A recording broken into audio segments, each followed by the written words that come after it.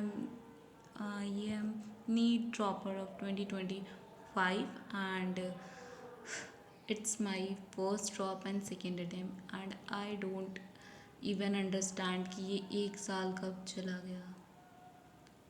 मुझे तो समझ नहीं आ रहा, बस 20 दिन बाकी है। एंड सबसे बड़ा टफ फेज़ होता है जब मैं सेंटर के अंदर जाऊँगा, मेरे पेरेंट्स बैठ के बाहर इंतज़ार करें, मैं अंदर जाके भी अब बाहर क्या चल रहा है वो सोच रहे हैं रैदर देन जो पेपर में आ रहा है उसके। तो तुम सोच सकते हो किस लेवल की ओवर थिंकिंग मैं कर रही रहती हूँ उस समय। फर्स्ट ईयर में ऐसा नीट में तो नहीं होता, बट एक्चुअली CUT में मैंने ऐसे सेम किया था। मेरे पेरेंट्स बाहर बैठे and actually I am doing my paper, and मेरे माइंड में चल रहा है कि अगर मुझसे ये पेपर नहीं हुआ, जो मेरे पेरेंट्स धूप में बाहर बैठे हैं उनका क्या होगा।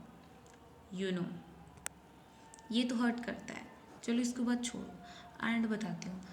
एक साल में 2 3 4 साल हो गए कैसे। 11th में हम लोग फिज़िक्स पढ़े, 12th में, एंड एक 12th में पढ़े, एंड ये इस ड्रॉप में फिज़िक्स ही नहीं ख़त्म हो रही है। समझ नहीं आ रहा फिज़िक्स में क्या सिलेबस है जो ख़त्म नहीं हो पा रहा है हमसे 3 साल में, और ना ही रिवाइज़ हो पा रहा है। ये कौन सा पहाड़ है हमारे सिर पे कि फ़िज़िक्स रिवाइज़ ही नहीं हो रही है। फिज़िक्स हो रही है तो बायो भूल जा रहे हैं, बायो हो रही है तो केमिस्ट्री भूल जा रहे हैं, केमिस्ट्री हो रही है तो फिर फिज़िक्स का फॉर्मूला ही भूल जा रहे हैं।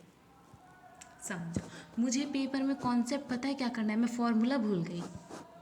और वो फॉर्मूला था किसका, speed of efflux, mechanical property of fluid. मुझे उसका डायग्राम याद आ गया, V याद आ गया, √2G था, अपॉन में क्या था ये नहीं याद आ रहा था। उस समय मैं अपने ऊपर इतना डिसअपॉइंट होके फेस कर रही थी कि इवन जो बच्चे क्लास 12th में हैं वो मुझसे अच्छा परफॉर्म कर रहे हैं रेदर देन मी, जो 1 साल का ड्रॉप लेके भी उनसे 1 साल पीछे है। समझ नहीं आ रहा कैसे। मैं फिर उन बच्चों की लाइन में घुस चुकी हूँ। मुझे समझ नहीं आ रहा, मैं बच्ची तो नहीं हूँ, बड़ी होके भी मुझे ये नहीं समझ आ रहा कि मैं कहाँ कहाँ स्टैंड कर रही हूँ। एंड दोस्ती और ये सारी चीज़ों से मेरा बिल्कुल वो नहीं है, क्योंकि ना ही मेरे कोई दोस्त हैं एंड ना ही मैं दोस्त बनाती हूँ, क्योंकि एन वक्त पे जब आपको उनकी ज़रूरत होती है वो भाग जाते हैं। तो वॉट एवर इसको तो मैं वैसे भी कंसीडर नहीं करती एज अ फ्रेंडशिप की तरह। एंड सब अपनी अपनी लाइफ में बिज़ी हो गए हैं, सब यहाँ ग्रेजुएशन कंप्लीट कर रहे हैं, और मैं यहाँ पे फिर से वही 12th की NCERT खोल के बैठी हूँ। उन्होंने 12th की NCERT पिछली साल खोली थी एंड वो पलट के नहीं देख रहे हैं, और मैं हर रोज़ खोल रही हूँ। उसके बाद मुझे समझ नहीं आ रहा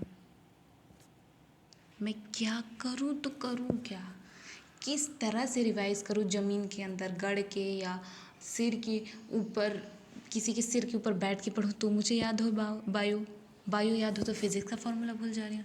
छत पे जाके पढूँ मैं कि नीचे। जगह चेंज कर दी, सुना है प्रोडक्टिविटी आएगी, रिवीजन का तरीका चेंज कर दे, सोचा जल्दी अडाप्ट होगा एंड मैं जल्दी उसको पढ़ पाऊँगी, वो तो कुछ नहीं हो रहा। एंड मुझे ऐसा लग रहा है ना, मैं देखो, मैं पर्सनली बताऊँ, मेरा ड्रॉप का कोई प्लान नहीं था। मैंने पहले ही बोल दिया था मैं फुल ड्रॉप तो नहीं लेने वाली। मेरे घर वालों ने कहा कि ठीक है, गुड डिसीजन। इसके लिए मैंने CUT किया एंड CUT में हो गया मेरा, मतलब in the sense good marks थे मेरे। तो मैंने उसके बाद कोई भी मतलब फिर पेरेंट्स ने कहा एक बार ट्राई कर लो नीट के लिए भी, एंड इसके चक्कर में मैंने नीट दिया एंड वहीं से मेरे गलत रास्ते की तैयारी हो गई, क्योंकि मैंने डिसाइड कर लिया कि मैं ड्रॉप लूँगी। उसके बाद यही नहीं, फिर मैंने इंस्टीट्यूट ज्वाइन कर लिया, वहाँ और भी मेरी लंका लगी हुई है। तो तुम समझ सकते, मैं अपनी बर्बादी को एक एक स्टेप, उसकी एक एक स्टेप आगे चलती जा रही थी। नीट ख़त्म हुआ, फिर CUT दिया, CUT ख़त्म हुआ, घूमने चली गई। सोचो, जिसको अगले साल तैयारी करना है वो घूमने गया था। किस लेवल की मैं तैयारी करें, आई डोंट इवन अंडरस्टैंड। एंड मुझे ये नहीं समझ आ रहा कि जब मेरा पेपर में नंबर कम आ रहे हैं फिर भी मैं कैसे फालतू के काम कर सकती हूँ, इतना चिल होके अपने घर पेरेंट्स वालों को ऐसा विश्वास दिला सकती हूँ कि भाई साहब मैं कुछ अलग ही करने वाली हूँ, नीट में मेरा कुछ अलग ही आने वाला है। बट वो अलग मुझे क्यों नहीं दिख रहा है। मेरे पेरेंट्स को ही बस दिख रहा है कि मेरा नीट होने वाला है, मुझे लग रहा है मैं ही ख़त्म होने वाली हूँ। वॉट एवर, क्या कहूँ मैं।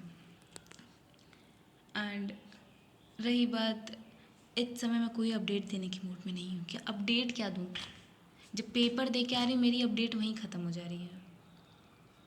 क्या पढ़ा, कुछ नहीं पढ़ा, जब अपडेट ही नहीं हुआ तो क्या पढ़ा। क्या कर सकते हैं, मैं इस लूप से अब बिल्कुल भी फेमिलियर नहीं रही।